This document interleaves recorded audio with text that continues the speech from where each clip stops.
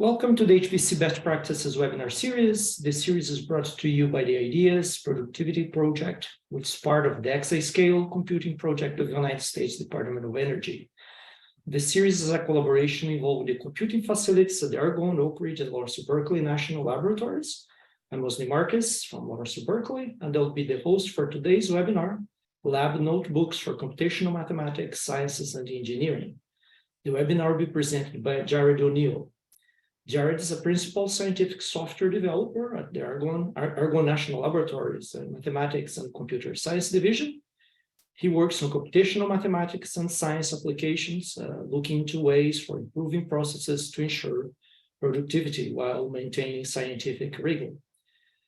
He has a background in physics and mathematics and was fortunate enough to work as an instrumentation systems engineer at the Parallel Observatory, 2,635 meters or about 8,645 feet, about sea level in the Atacama Desert in Chile, the driest place in the world.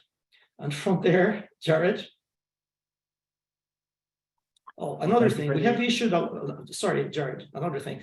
So we have issued more than 180 tickets for today's webinar. All attendees have been muted upon entry. We'll be receiving questions through the Zoom chat and also the Google Doc. I'll paste those addresses for you in a momentarily. We have asked Jared to have breaks during his presentation so he can respond to the questions. Yes, Jared, please, I'll stop my sharing. Okay. Well, thank you for that introduction, Osni. Can people see my slides now? Yes. Okay, great. All right, so over the next 50 minutes, we are going to be discussing lab notebooks, the role that they might play in the computational mathematics and sciences and engineering community. And in particular, I'm going to be coming at this from a heavy perspective, leaning on my experience as an ex-experimentalist. So before let's see, it doesn't seem to be advancing. There we go. I got it. So before I start, some acknowledgements. A lot of the content that I'm going to be presenting is derived from very interesting conversations that I had with many different people.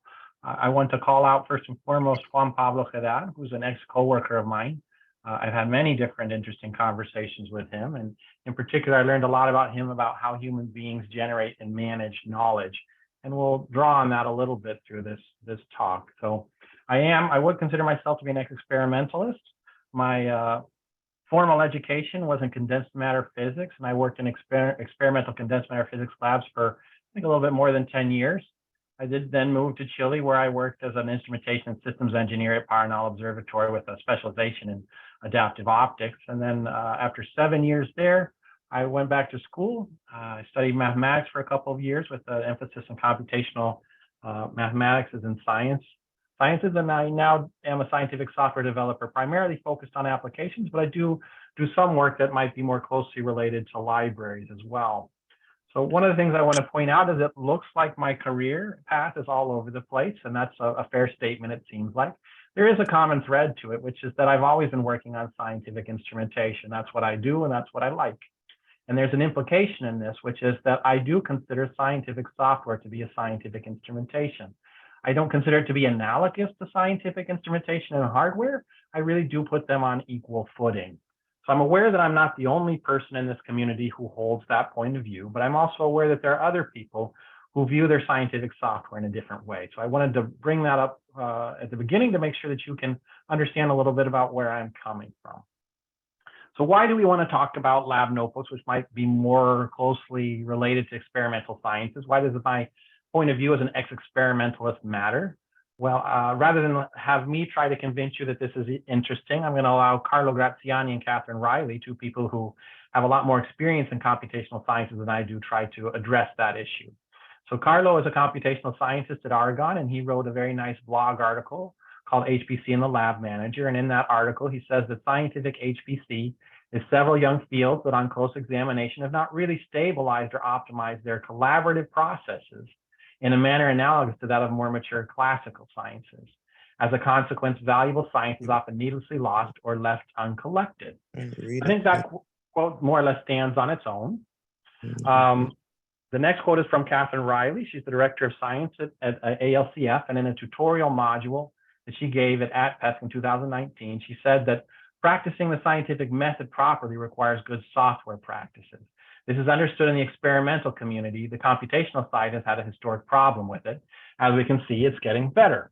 So first and foremost, what does she mean by good software practices? Well, I think we can understand it to be things like getting your code under version control, continuously learning how to write better code, how to design better software, commenting your code, writing documentation, and getting it under testing, and other aspects. And when I talk with computational scientists about these good software practices, I oftentimes hear them refer to this as software engineering. And in some cases, I get the sense that what they're saying with that is that this is outside of their discipline. This is outside of science. It's really something that other people do. In their daily lives, they might actually carry out some of that work, but that's more because they have to rather than it's really something that they need to do as part of their science. So I can't disagree with that more strongly. To me, these good software practices are actually good science practices. They're really about establishing good foundational, bedrock, low-level scientific practices.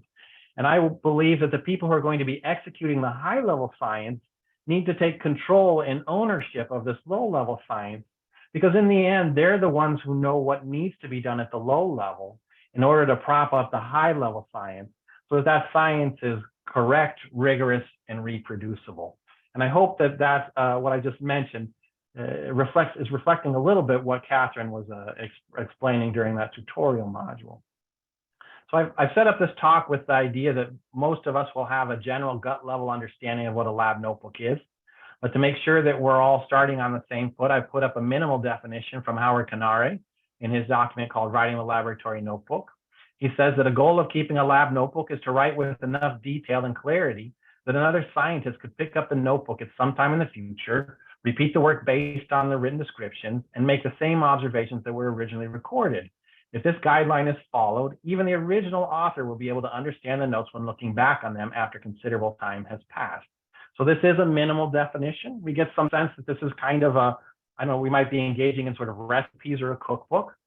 As we go through the rest of this talk, we're going to try to grow on this minimal definition so that we see that lab notes are actually richer and can contribute more to our scientific work than what we see through this minimal definition. So at this point, we've gone through the very basics of this talk. I'll pause for a moment to see if anyone has any comments or questions. I think we're good. Okay. So the next section that we're going to be doing is to continue laying the foundational work of building up to discussing and talking about lab notebooks. When I have conversations with many different people about this, I find that this is generally quite useful and necessary. So I will mention that this is going to be a little bit abstract at the beginning, but this talk is going to keep ramping up and up towards more and more concrete content. So please bear with me in that respect. So the first thing that we're going to talk about is something called DIKUW. That stands for Data, Information, Knowledge, Understanding, and Wisdom. And so these are words that we use every day in colloquial settings. I think we sometimes use these words in wishy-washy ways. We use them differently, and I do believe that sometimes we use them interchangeably.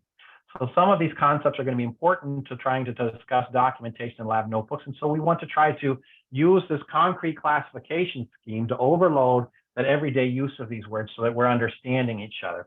And in particular, I want to make sure that we kind of converge on a general understanding of what we mean by knowledge and what we mean by understanding. So this classification scheme is not mine. It is a fairly well-known scheme. If you search for it on the internet, you'll find a great deal of content. It seems like in the modern day, it's referred to as DIKW and as a pyramid. I don't quite know why they got rid of understanding. I think it's quite important and interesting, and I hope to convince you of that as well. So, like I said, we're going to focus on knowledge and understanding. Unfortunately, I don't know how to define those very easily. So what we're going to do is walk through an illustrative example and hope that we converge on a general gut level understanding of these concepts, what they mean and how they're different. So let's imagine that someone has recorded some data for us in the form of time series data, temperatures, relative humidities, and accumulated precipitation. We can go and pour through that data and try to identify facts derived from that data, which we can call information. And I can take that information and use my everyday life experience to try to derive a statement from that information, which is when relative humidity levels are high, and the temperature drops substantially, there's an increased probability of precipitation. We're imagining that that's what we saw in the data. In the morning, the temperatures were high, the relative humidity was high. At some point, the temperature dropped, and we started to see the precipitation. So hopefully that's, if I were to give this statement to you, we would all more or less agree that that sounds reasonable. However, it's not really substantiated, and I would refer to this as just speculation. If we were to have someone who has deep understanding of weather prediction, of atmospheric science, they have deep understanding of the theoretical background and practical experience with those systems, they might be able to generate the same statement, but they're also going to be able to substantiate that statement because they're going to be able to tell us why they believe it's correct. What's more, because they've got deep understanding, they're going to be able to probably explain to us why they believe it to be correct at different levels of detail and complexity. So what they're going to be able to do is use that understanding to elevate speculation to knowledge. And what we're imagining is that person who has understanding generated this knowledge and has expressed it in such a way that somebody like me can actually digest that and use that in my life. This gives us some idea that knowledge can be shared. A question that I can ask, but I'm not going to take the time to answer, is can you therefore share understanding? So I have an obligatory Einstein quote, which is, "Any fool can know, the point is to understand."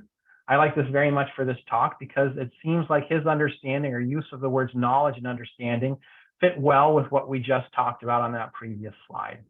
It's also interesting to me because it makes me wonder, if I'm going through my life and I'm making different decisions, should I only be making decisions if I actually have understanding of the situation, or are there going to be times where mere knowledge is sufficient?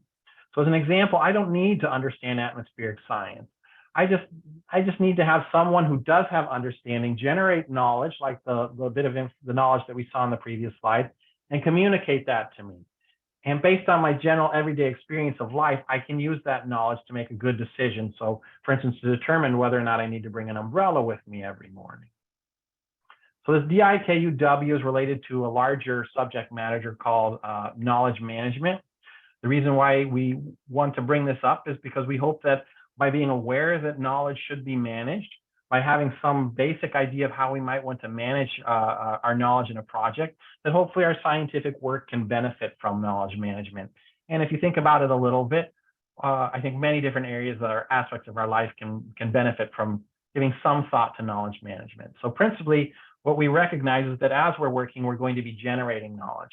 And so what we want to do is recognize first and foremost that we generated that knowledge.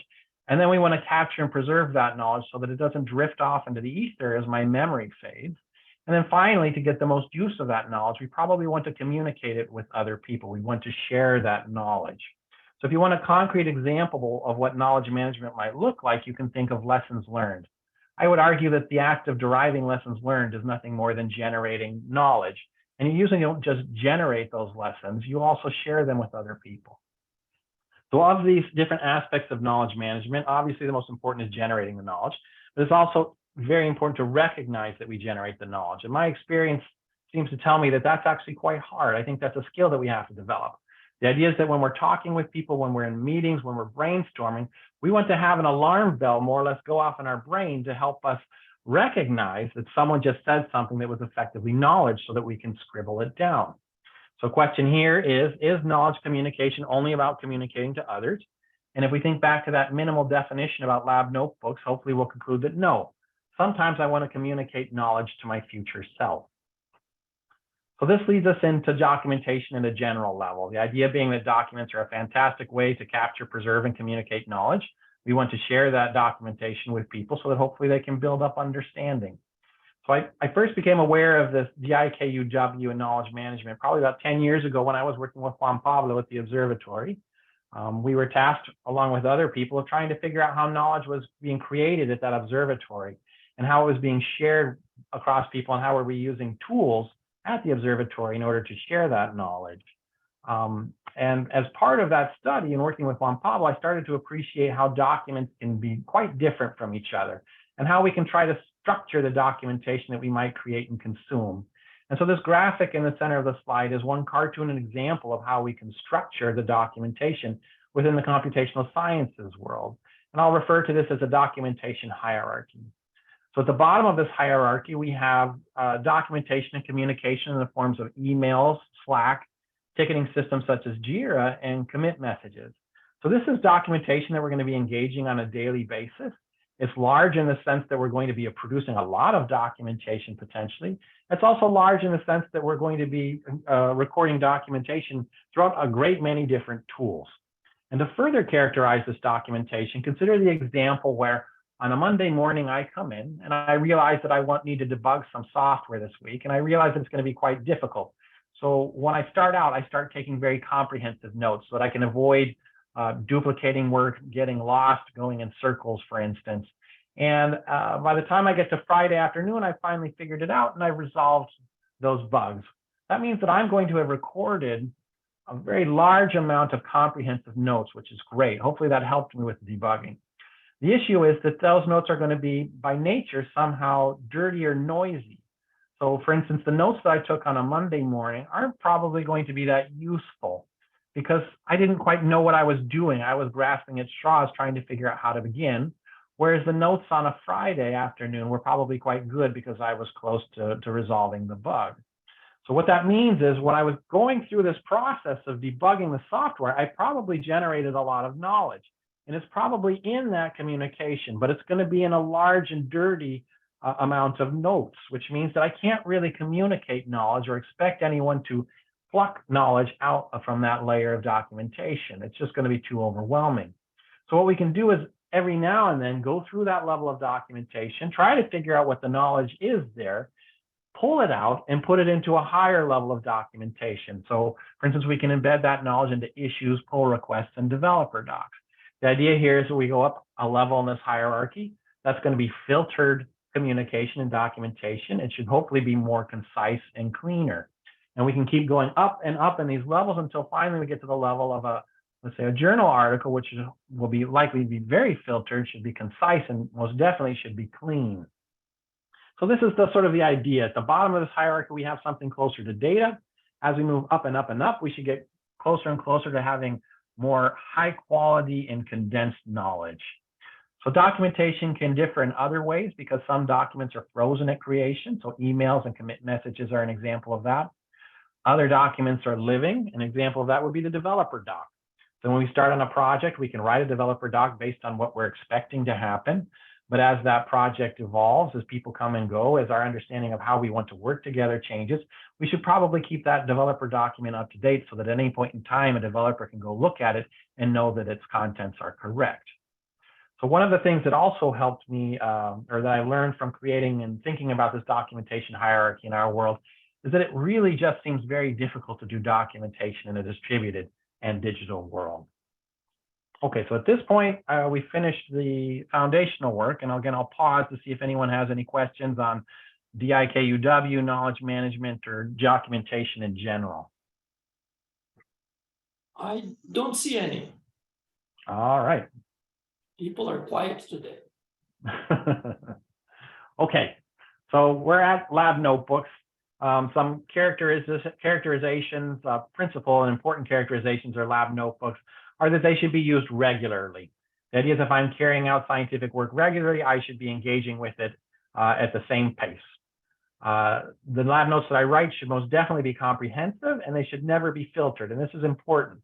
My experience is that human beings, we tend to believe that we're very good in the moment of knowing what's going to be useful and what won't be useful in the future, but I think we're really quite miserable at that. And that's why it really is important to try to write down everything and make sure that you're not filtering yourself so that your notes are going to be maximally useful in the future. Lab notes, in my opinion, don't need to be perfect. I'm not going to be writing polished narratives. I don't have to necessarily write in full sentences. Oftentimes bullet points will do.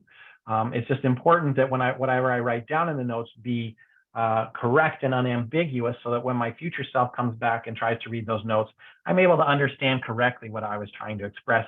And also when my coworkers try to come and read that, they're able to understand correctly what I was expressing. And lab notebooks are necessarily content that is frozen in creation as well. So hopefully this is sort of a base characterization of how we might want to use lab notebooks. And if you think back to that documentation hierarchy, you should get the idea that this firmly roots the lab notebook in that bottommost level of the documentation hierarchy. But here's where we can start jumping off and trying to understand lab notes in a more rich environment. So we don't just have to write down what it is that we were doing. I can also try to encode in the notes my motivation, my reasoning, my conclusions, any assumptions or observations that I've made, really more about my thought process. And what we can do by adding this to the lab notes is try to take my mental state at the time that I was executing this science and encode it within the lab notes. This means that my future self can come back, read those notes, and reload that mental state in my brain. So I'm not only understanding what it is that I was doing, but also why I was doing that work. I think that can be a very important aspect of lab notes. So for me, lab notebooks are absolutely a fundamental part of communication, as well as rigorous and reproducible science in a lab. My experience is, and they are commonplace elements of an experimental laboratory, if not a required part of an experimental laboratory. At the observatory, which was operating on a much larger scale with many more different scientific instruments, we didn't have something that looked like a lab notebook. But I would argue that there were a set of tools in places that automated the process of capturing lab notes into an observatory-wide lab notebook. So lab notes are a tool for preventing scientific fraud, and they can also be a record of invention, as well as a means to defend yourself against allegations of fraud. So there is this potential aspect of lab notebook as a legal device if you use that lab notebook in a correct way. So because lab notebooks and lab notes exist at the bottom level of this hierarchy, as we mentioned, they're probably not going to be very good at communicating knowledge. But there's this extra implicit communication that I find very interesting that happens in lab notebooks. So if you have a group of people who are actively engaged with that lab notebook, that means that they're contributing to it and reading it. They're going to share and they're going to learn from each other.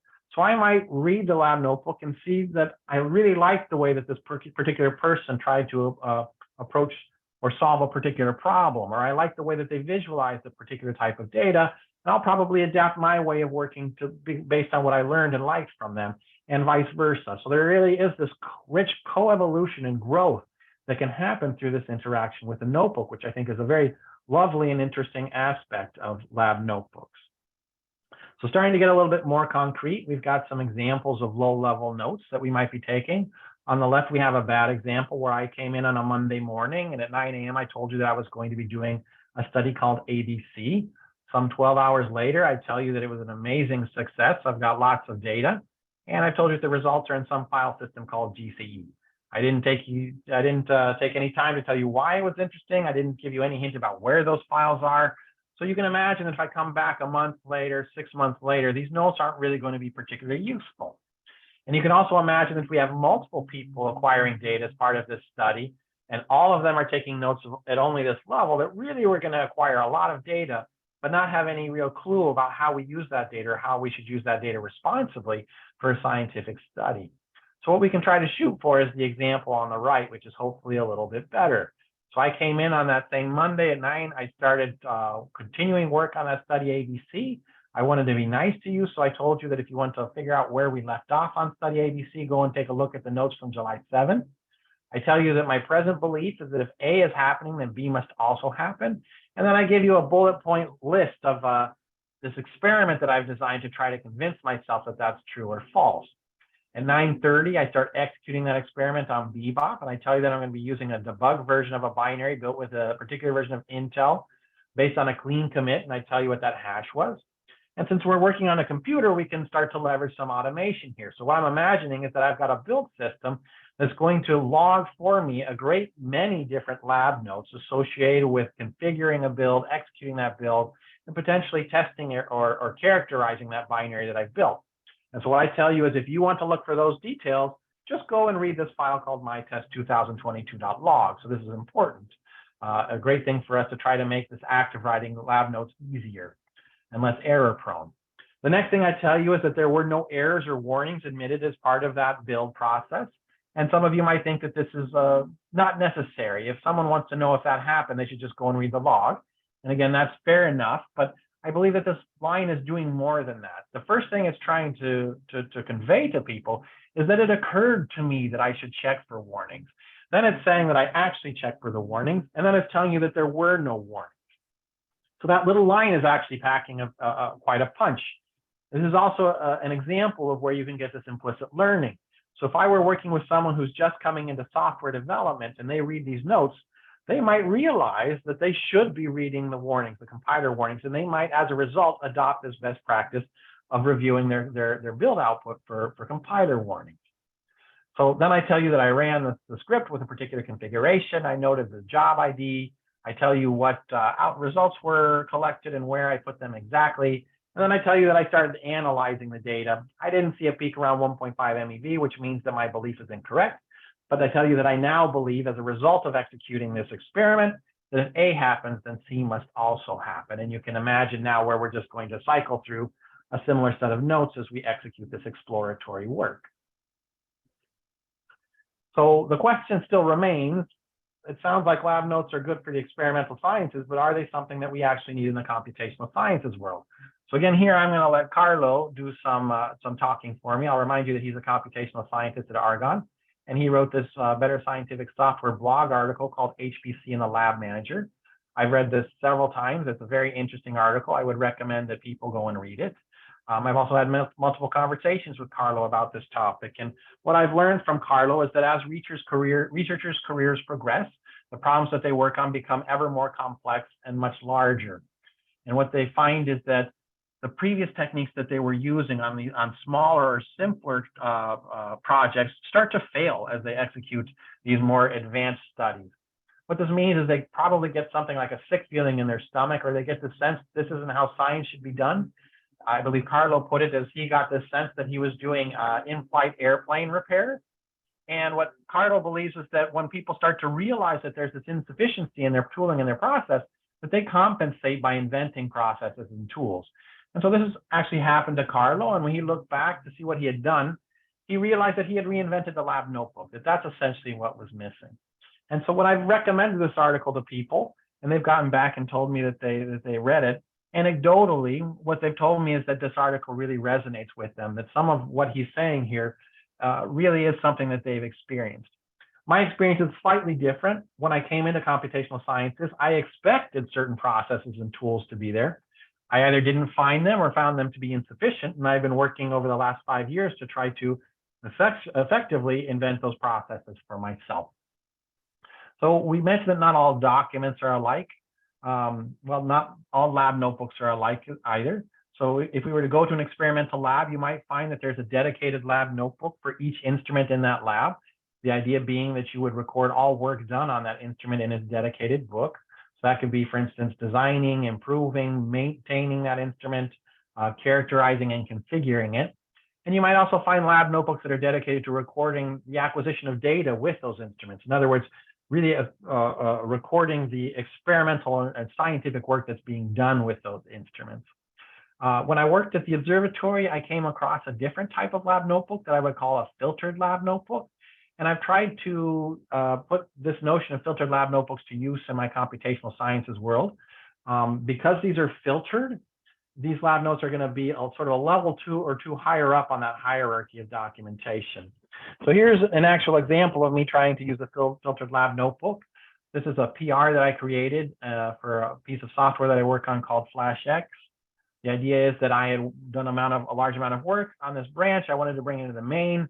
I did my own code review. And before I wanted to ask anyone else to do a code review, I wanted to do my own verification to make sure that I hadn't broken anything and all the software that I added was correct. So I did this verification work over, I think, 2 days, or well, about 2 days worth of effort over about a week's time. So you can imagine if I were taking comprehensive notes, those would have been really quite large. And so rather than dump that in here, I decided to be nice to the code reviewers, and I put in this filtered version. So hopefully this is nice in 2 ways. One is that when I ask people to review code, I understand that I'm asking them for help, and I want to make it as easy as possible for them to help me. So I want to include the verification work that I did so that they can see what's already been done, and this can try to prime their brains to understand how they can carry out this code review, hopefully quickly and well. And then the other thing is I didn't try to hit them with those full comprehensive notes. I tried to put something that's actually digestible for them so that it's actually meaningful and useful and productive rather than counterproductive. So when I started writing this, I didn't just start off with nothing. I went back to some other PRs that I'd written. I plucked out the bits from other verifications that I'd done, and I sort of stuck them together into a Frankenstein list of actions to carry out. And I sort of tweaked those to get them into the bare skeleton that I wanted to start off with. So to me, this is interesting because that's me getting value out of previous notes. And that's me starting to sort of converge onto this quasi procedure that I can use for doing software verification in FlashX. I actually asked a senior person in the FlashX world to review this, someone who has more experience than me. I like that I put this there, not only to help him, but also because it allows him to sort of peer into my brain a little bit so he can see whether or not what I expect to be sufficient software verification, he can judge whether or not it is sufficient. If he doesn't think that's the case, then he can give me some feedback, or he can offer suggestions about other verification that I can do. I can also imagine that if there were a junior reviewer on this PR, that it might be nice for them to be exposed to see to some level of detail how it is that other people think software verification can be done. So for me, this style of filtered lab notebooks at the level of a PR is sort of a win-win-win situation. The reality of lab notebooks is that no one likes writing lab notebooks. I think in general, people don't like writing documentation. So I put up a fictitious statement here that lab notes are a waste of time. I write notes but never use them. So certainly I've heard statements like this in talking with people. I imagine that I'm guilty of having said the same thing when I was starting out in the experimental sciences. I think the reason that people might come up with this conclusion is first and foremost due to a lack of experience and awareness. So for instance, people might not know that there's this rich implicit communication and sharing and growth that can happen through lab notebooks. And people might not realize that you can turn lab notebooks into procedures. And that's what I was getting at a little bit with that PR example, where I have these repeated actions that I'm executing, and I can pluck those out and put those into a nice, clean, mature procedure that I can just simply execute in the future with less thought and effort. Another reason that I can sort of counter this argument is that lab notes only become useful as time passes. If I've only been writing lab notes for a month's time, it's completely reasonable that I have no reason to go back and read those notes. More or less everything that I've written down is probably still in my memory, but obviously our memories fade, and you can appreciate that after some years have gone by, being able to go back and read comprehensive notes can be very useful. And finally, I'll add that writing lab notes, but not reading them is actually a good thing. One of the main important uses of lab notes is to help you out when things have gone horribly and catastrophically wrong. They're there as a backup. So the fact that you're not reading them is just an indication that things are hopefully going quite well for you. And hopefully the act of writing those lab notes is helping you achieve that. So my personal opinion is that nothing's going to beat good old pen and paper. I think it's just lovely and easiest. There's this Nature article that I've cited where they more or less say the same thing. The sad reality for us is that I don't believe that old pen and paper is going to work. I think we have to use digital lab notebooks. So rather than just jump in and talk about those, I want to take a minute to try to explain why I think that pen and paper is good and what the difficulties are with an electronic solution. So the main thing is that pen and paper is, for most people, really quite easy to use and can be used in almost any situation. That means I can concentrate on the work at hand rather than worrying about some tooling or anything like that. Another thing that I like about pen and paper is that it just presents me with a blank sheet of paper. That means it's wide open in terms of format. I can be as creative as I want to accomplish writing the notes in the most productive way. A counterexample of that is if someone's created a template, more or less, that I should be writing notes in with, I just fill in date in different fields. Someone else has already figured out the structure of my notes, and I'm probably going to just turn off my brain and my creativity and just, as sort of a zombie, fill in these data and not necessarily know that there might be, or realize that there's a better way to be taking those notes. For me personally, I like the act of taking notes because it slows me down in a very nice way. When I actually write down my thoughts from what I'm doing and carrying out in terms of actions, that oftentimes helps me identify errors before I actually commit those errors. It also helps me identify subtleties and appreciate those subtleties, whereas if I was working faster, I might not actually notice that those subtleties exist. And a final point about the good old pen and paper is that these notebooks are actually stored publicly next to where they're used, which means that other people can come and read them and other people can provide oversight to the work that I've done. So the difficulties with an electronic solution, these are mostly taken from that Nature article. So one is that they're tied to technology that can fail. Another principal point that they make is that there are a huge number of solutions out there, all with different pros and cons. So it can be overwhelming trying to figure out which tool is right for you. And I think the reality of our work is that there probably isn't one tool that's going to work for everyone.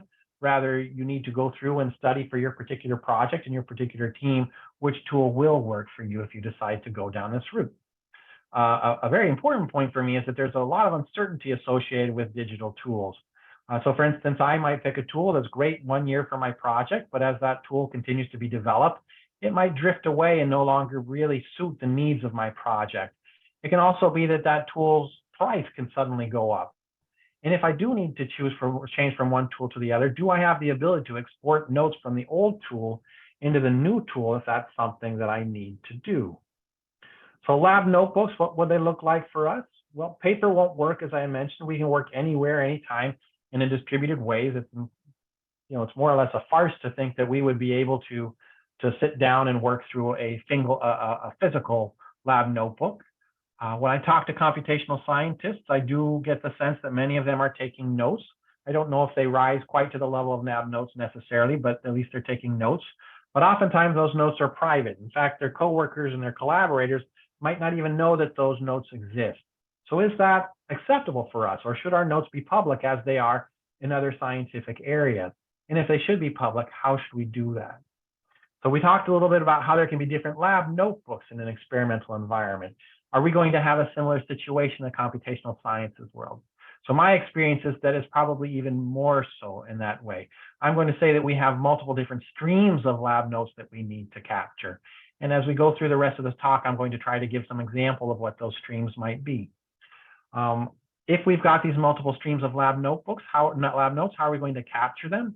Are we going to try to force them into a single electronic lab notebook, or are we going to try to distribute those streams across a suite of tools?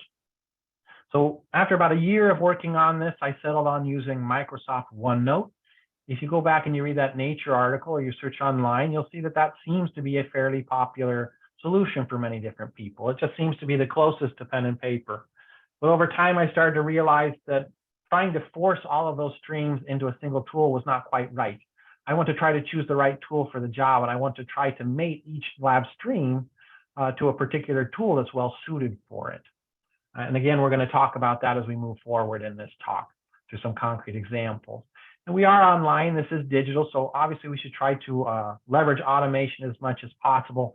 So how can we do that to overcome difficulties, to decrease tedium, to increase productivity and happiness?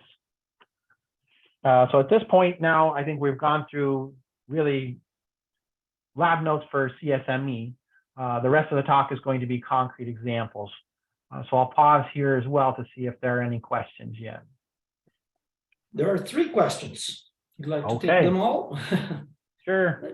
Okay, so how do you manage your digital lab notebooks so that they can satisfy the legal requirements you mentioned? Okay, so blockchain would be one. Go ahead.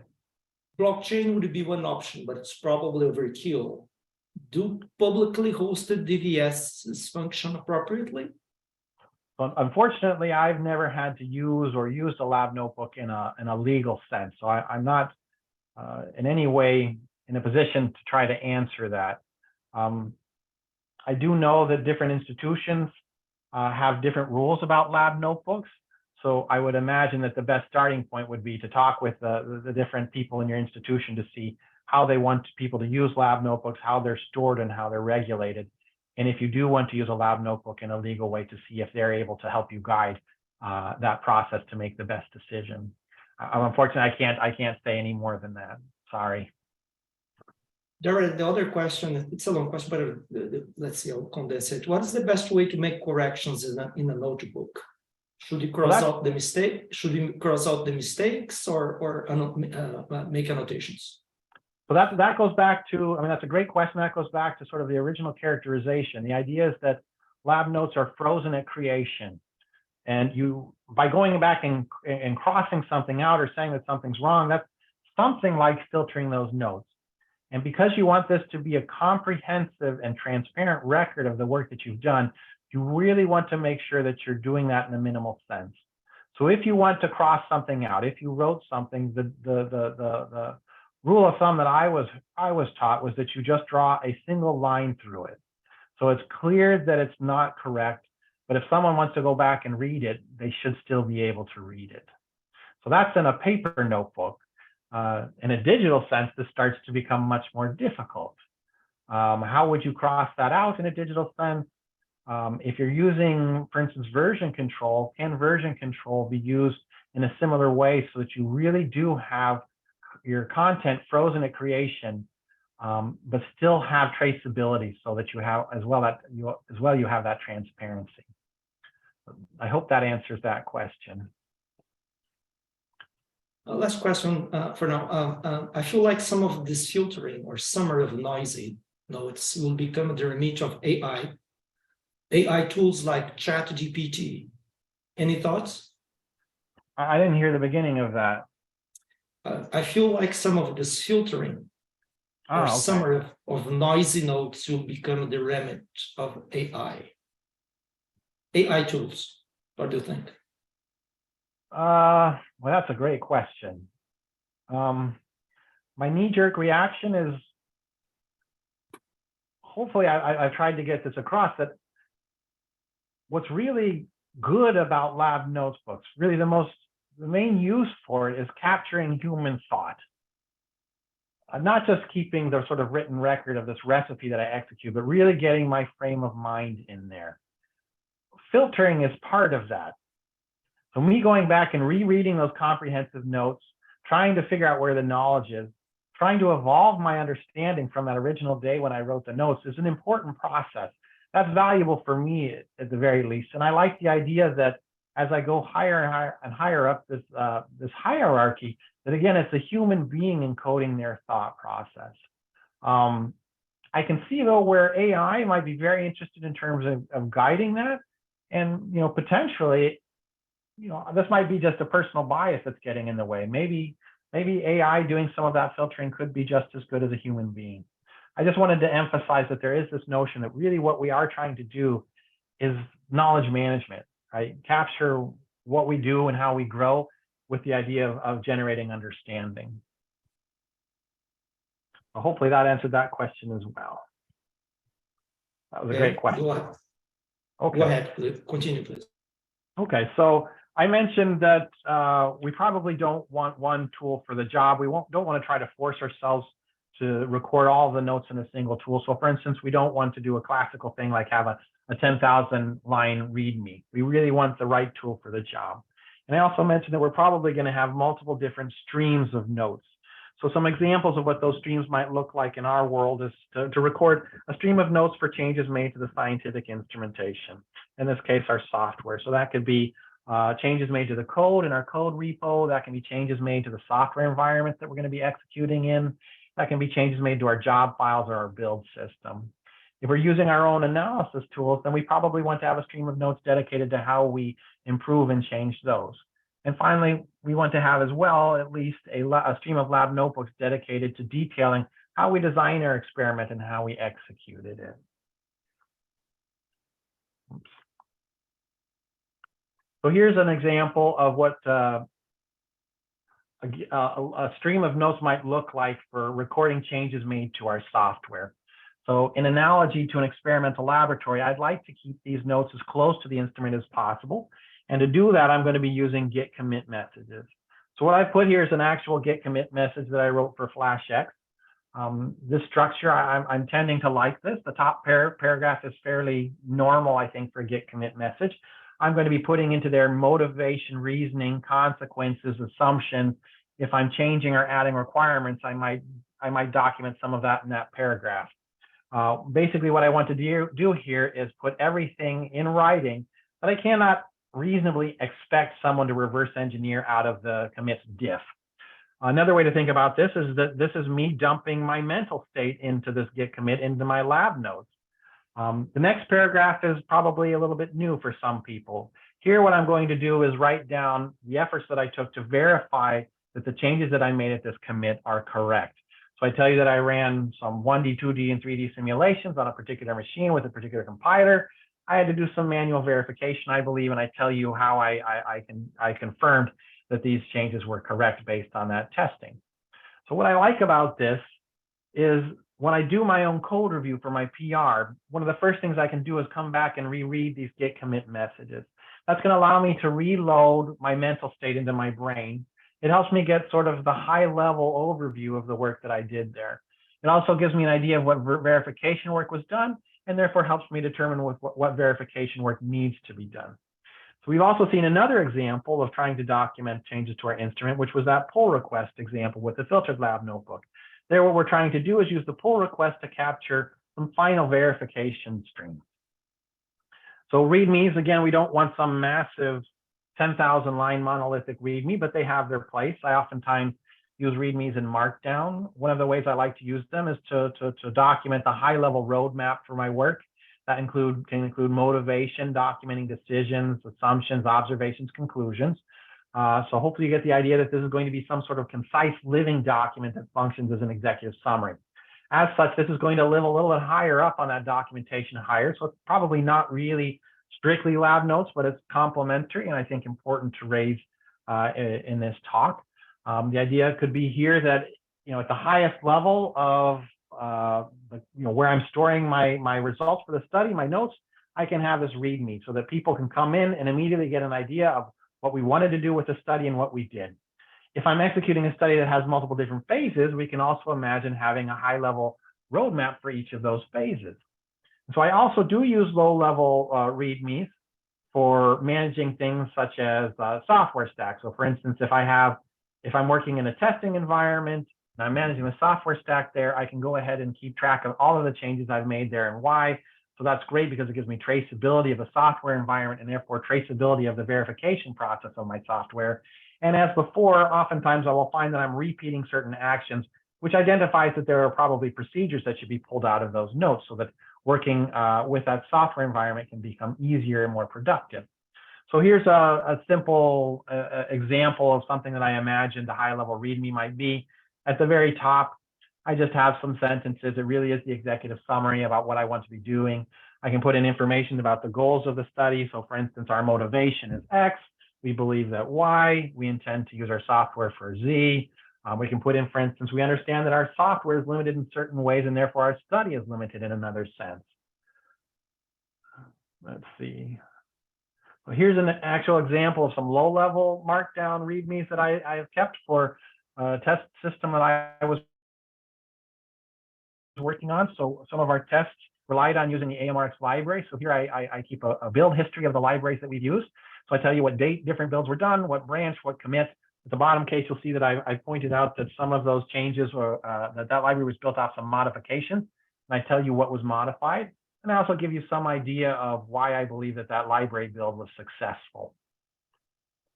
So data by itself is generally not useful. We want to actually record alongside of the data the context that explains how we acquired that data and why. And that can include metadata, of course, as well. So this is an area where we can try to leverage automation as much as possible, I believe. And I know that some people already do this quite a bit. So for instance, when you create a data file, you can automatically place into the header information such as build dates, who the user was that acquired that data, what system they used, hashes associated with a different software that was involved with acquiring that data, configuration information. So we have these nice automatically created files that are self-documenting. In terms of our build environment and our execution environment, we can also have that previous example that I gave, we can build up our systems so that they do a lot of logging for us. So this can include, for instance, logging the software environment. If we're using modules, log that information. If we're using binaries, we can run that binary through LDD to figure out how our external dependencies are going to be satisfied. We can record git diffs, and if we're using environment variables, we can go ahead and print out what the values of those environment variables are. So I'm going to switch over here for a minute to an example of a Jupyter notebook that I built up for a tutorial. I'll give you the note for the link for the repository that has this example, as well as some of the examples that we've gone through as well. So this is a Jupyter notebook as rendered through GitHub. So at the top here, I have a Markdown section where I'm putting in, at the top, I like to put in the intent. What is this notebook about? Why am I creating it? What do I hope to achieve with it? If you're coming back and reading this, how should you interact with it? How should you, what expectations can you have of it? This is for, I'm imagining a phase 2 study, so I put some information about the design. It's a work in progress, so I put current results, current conclusions, and some to-dos to remind myself where I left off. So at this point, you look at this is really a high-level roadmap. This should be that concise living document that we talked about with respect to the README, so that this can, to some degree, replace that type of a document if you want to. Then in the next cell, the first cell, I go through and I do some automatic logging of setting up the notebook. So I tell you when I started the execution of the notebook. I've got 2 environment variables, so I go ahead and I print out the values of those. I tell you what version of Python and which Python I'm using, and then I ask pip to go ahead and print out its information so we can get an idea of how that Python was fully set up. And now I have my own Python package that I'm loading and using called my tool, and I've written that so that it has some automatic unit testing in it. So I went ahead and ran those unit tests, and we can see that there were 7 tests that were ran, and they were all successful, which is I'm very happy about. And now here we get to another markdown section where I'm really going to be doing more low-level lab notes like we saw in that first example. So I'm telling you that I'm working on Bebop on such a date, I'm building in such a way with such tools. I've got a pointer to a build log. I've ran 4 jobs with their IDs.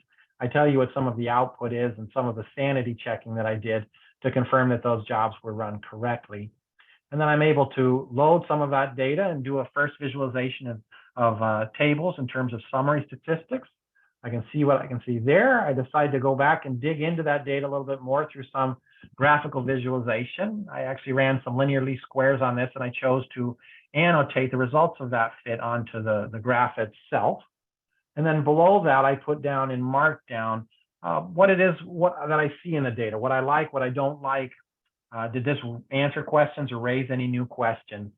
Things like that. So really capturing my mental state and my thought process. And here I'm just doing some quick and dirty exploration. And then I end by telling you at what time the analysis finished running. Okay, so hopefully people can see the slides again. What's interesting about that Jupyter notebook I'm going to point out is that it doesn't really fit into that hierarchy very well. It's got components from different levels in the hierarchy, so it really is quite a rich document. And I wonder if that's why it can be so effective in many different cases. So hopefully now we've gotten some concrete examples of what different labs, streams of lab notes might look like in our world. We've got some idea of how to try to pair those streams with the appropriate tool. So are there some overarching rules that we can think about when we try to bring all of that together to build up sort of a virtual laboratory notebook? So in my mind, we want it to be as easy to create and maintain the lab notes as possible so that we can concentrate more on executing the science and less on documenting it. Since we're taking the time to record all of this, as we probably should, we want to make sure that it's actually reasonably easy to find. That doesn't mean that it has to be ridiculously easy for people to find. It's okay if certain aspects are hard to be found, but we want to make sure that people are going to be able to do that with a reasonable amount of effort and to do so successfully.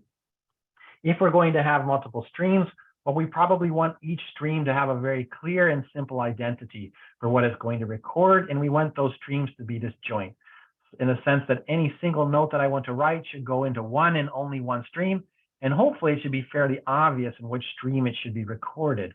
And as I mentioned sort of over and over, we want to choose the right tool for the job. So what this means to me is that unfortunately, we're not in the nicer world of an experimental laboratory where having 1 or 2 paper physical notebooks is completely sufficient. We're in this distributed digital world where things are more difficult.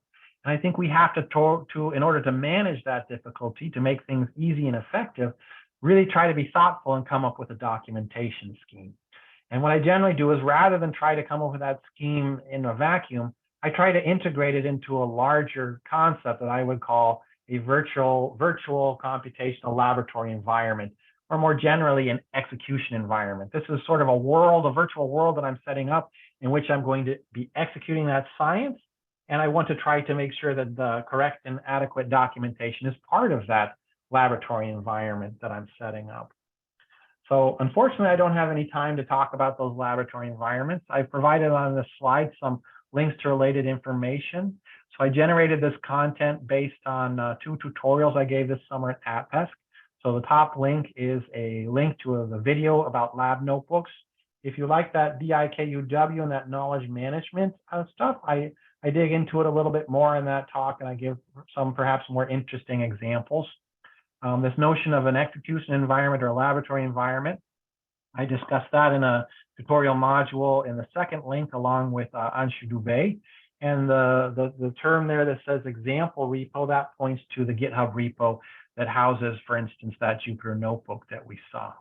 So I'm not the only person who is working on these things that I like to call execution environments. So I know that there was a 2018 Better Scientific Software fellow named Ivo Jimenez who was working on a tool called Popper. In my mind, that would be similar to what I'm thinking about in terms of execution environments. And there's a link there to a talk that he gave in this very same webinar series. And if I remember correctly, he actually starts out his talk by pointing out that a lot of the difficulties that we have is the fact that we do not have lab notebooks. Aaron Leitner is a student at George Washington University who's built up an execution environment that he calls FlashKit that allows him to carry out and execute his science using the FlashX software. And I've been recently made aware of some other tools that are out there called CodeOcean. And for the machine learning community, you have something like weights and biases. So here's some citations to the content in this talk, and I'm just going to leave up here some of my very general and hopefully obvious conclusions. And I'll thank you all for your time and your attention. I really appreciate it. And I'll take any more questions that you might have or comments. Thank you. Thank you, Jared. Yes, we have some questions here. So let's see here. Going back to where are these, in quotes, README notes kept by you currently? Going back some slides. Can you say that again?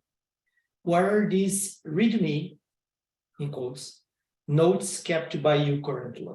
Oh, that's a great question. So that gets a little bit to this notion of the laboratory environment. So what I do is, for each study, I want to create this virtual laboratory environment. It's sort of this encapsulation of everything I plan to do and actually do carry out. And what I generally do is place each one of those environments in its own Git repo. So the idea is that as I create different documentation, different scripts, for instance, tooling, README files, Jupyter notebooks, I commit those into the repository. The data that I'm creating, I don't use huge data sets, but they're large enough. And they're not really versioned, so I don't actually include those in the repo. I put those alongside the context, the metadata that is in the repo. I put them in there in the form of a particular clone of that repo. So that is, I think, a very good question. It's a very interesting question, and that's related to this notion of building up a documentation scheme. It's not just about what you're going to write and where you're going to write it, but how are you going to organize that so that you can find it later and also put it as close to the data that you've actually acquired as possible. Does that answer the question? We're talking in a minute, so let's move here to Jared. Okay, so I noticed that, another question, I noticed that you dumped your environment and package versions. Do you have experience with Conda, an environment management? Is it useful or a rabbit hole? Any caveats to sharing with others and getting up and running? For me, what I've seen with Conda and Anaconda in general is that it is really, my limited sense is that it's really creating a full software and execution environment for Python. So if I'm only going to be working with Python, that's great and that's very useful. But oftentimes I'm not doing that. I'm actually going to be compiling binaries mixture with Python. So what I choose to do is actually run minimal Python, where I've built up minimal Python environments with the virtual environments. What that does is I find, for instance, give me a finer control of how that software environment is being set up. So for instance, I've seen by using the tool LDD that sometimes when I load Anaconda, some of the libraries that it includes will actually be inserted for use with my binaries, which are unrelated to Python. So for instance, if I remember correctly, that can happen with OpenMP or MKL. So in particular, I try to go with, just to make my life simple, the simplest and most minimal Python installation. I might actually try to encode within my documentation how I actually set that up as well, so that hopefully it can be easily reproduced. question here. What is Bebop? Bebop is a tool here. Oh, I'm sorry. So Bebop is a system that you can run on at Oregon. It's a cluster. Oh, Sorry, I should have specified that. Okay. So just, I think we may have a few more minutes here. So let's see. I'm going to allow participants to unmute themselves if they'd like to ask questions directly to Jared. I think, Jared, that we have covered all that came in. There were some comments I'll paste in the chat later, but it's in the Google Doc. Any question? But for now, so let's see if there is a George. You have one? Yes, nice presentation. Thank you. Do you have any thoughts on the usefulness of personal wikis as a knowledge management tool? I've seen this talked about in a few places as a good way to handle, the nonlinear nature of how knowledge relates to other pieces of knowledge. I've never personally used a wiki page for this sense. I do know a number of people who've used it, and they seem to be quite happy about it. I think the reason I haven't used it is because many years ago, when I was at the observatory, I was having a very similar conversation about which tools to use, and someone told me that they had tried to use Wiki, and they warned me against it.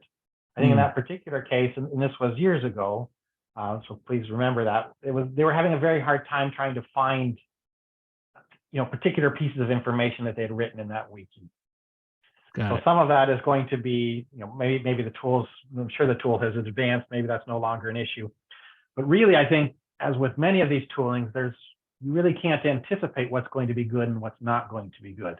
It really depends on the project. It really depends on the people as well, and their challenges and the way they like to work. I think one thing I want to point out with this is I don't think I'm ever going to get settled down on any particular type of lab notes or lab note solution. I don't think I'm ever going to converge onto one type of these laboratory environments that's going to work for me. I think this is just an unending process. I think to some degree, I qualify some of this work as a craft. So I think some of it is just take a leap and see if you like it, learn what you can from that situation.